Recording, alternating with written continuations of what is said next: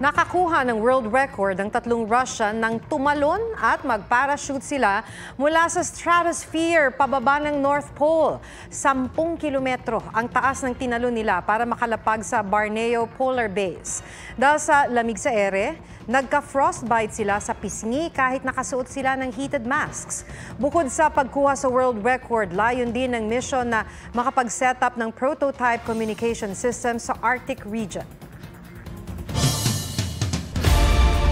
Mga kapuso, over 8 million pesos worth of prizes ang pwede ninyong mapanalunan sa bagong promo ng GMA na Kapuso Big Time Panalo. Bukod sa daily at weekly cash prizes, tig-1 milyon ang pwedeng mapanalunan ng isang lucky mamimili at isang sari-sari store owner. Bumili lang ng participating product at saka ipadala. Magsisimula ang sending ng entry sa April 27 hanggang July 5. Paalala lang po, mag-ingat sa fake news, fake Facebook accounts or scam texts. Tutok lang sa GMA o bumisita sa official Facebook page at microsite ng GMA Promos para sa complete mechanics at announcements.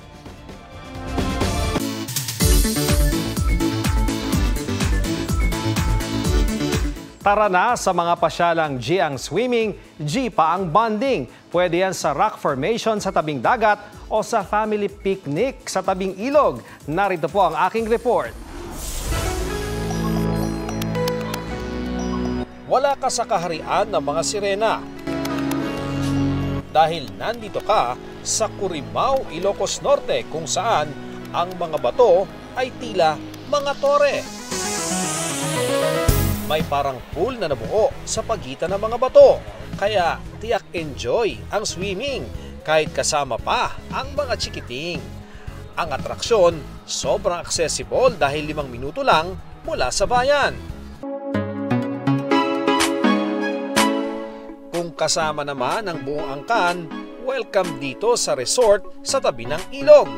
Ang Puyaw River sa San Nicolas, Pangasinan na swak sa inyong get-together.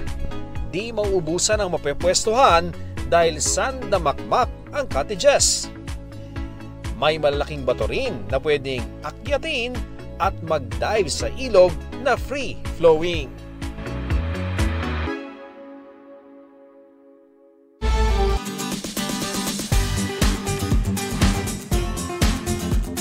Sa isang viral prenup photo, may kakaibang role ang kapatid ng groom-to-be. Aba, hindi lang siya basta tumulong sa wedding preps, may buwis buhay din siyang ginawa sa photoshoot.